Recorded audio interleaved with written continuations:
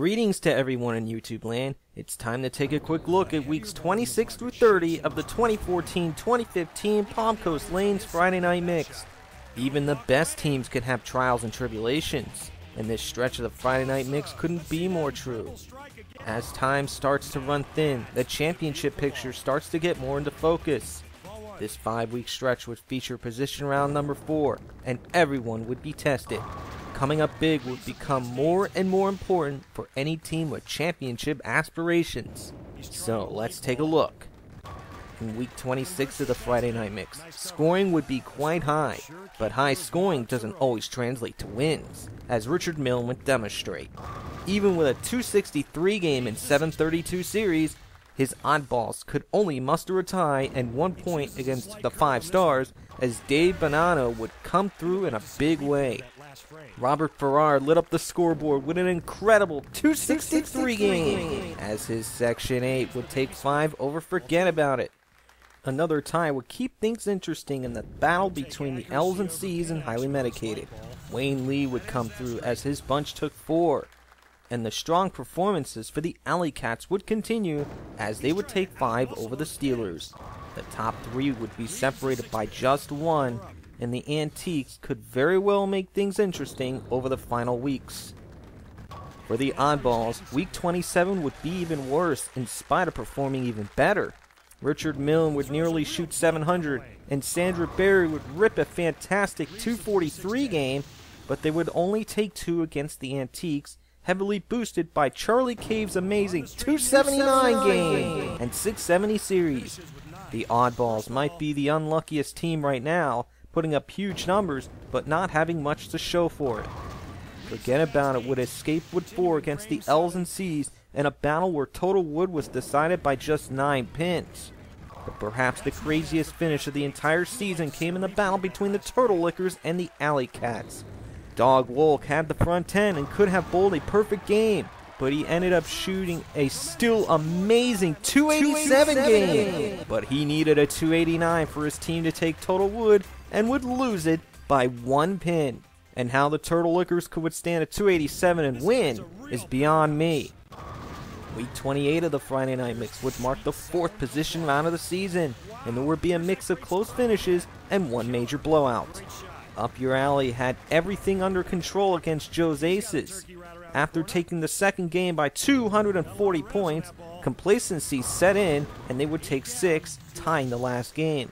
Tom Heiser and company did take total wood by 324 points though. At the other end of the spectrum, the Antiques would have a good battle with the Sandbaggers and would take 4, as Charlie Cave would be fantastic yet again. Total wood was decided by 13 points in that matchup.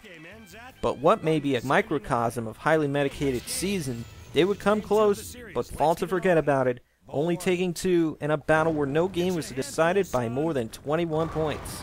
It certainly goes without saying that no one wants to finish last. The Alley Cats would finish strong and would walk away with 3 over the Steelers, as Mark Joe would come through for the Steelers.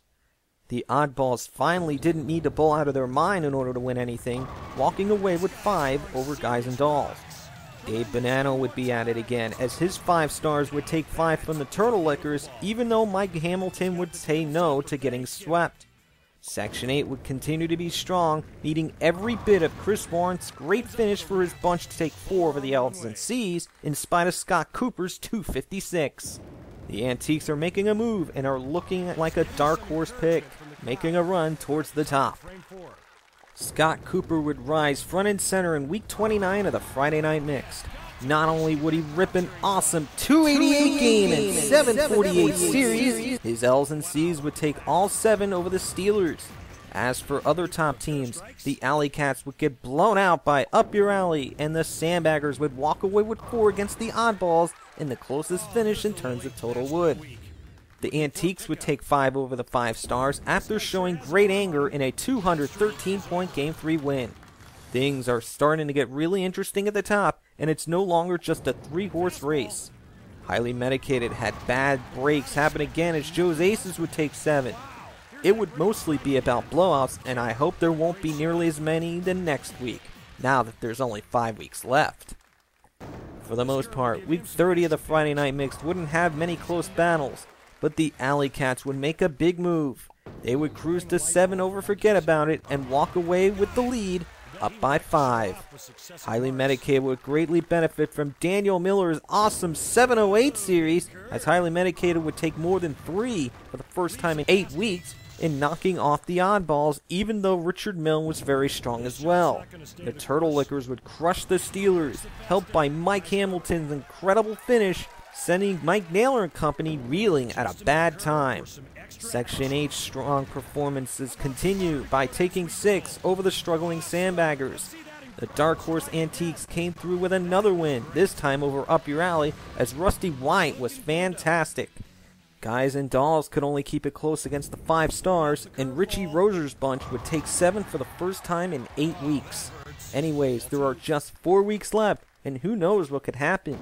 How will it play out? And that'll do it for the 6th 5-week stretch that was in the Friday Night Mix, and I'll do the final 4-week summary at the end of the season. And until then, so long for now! And that wraps up this game, breaking 190.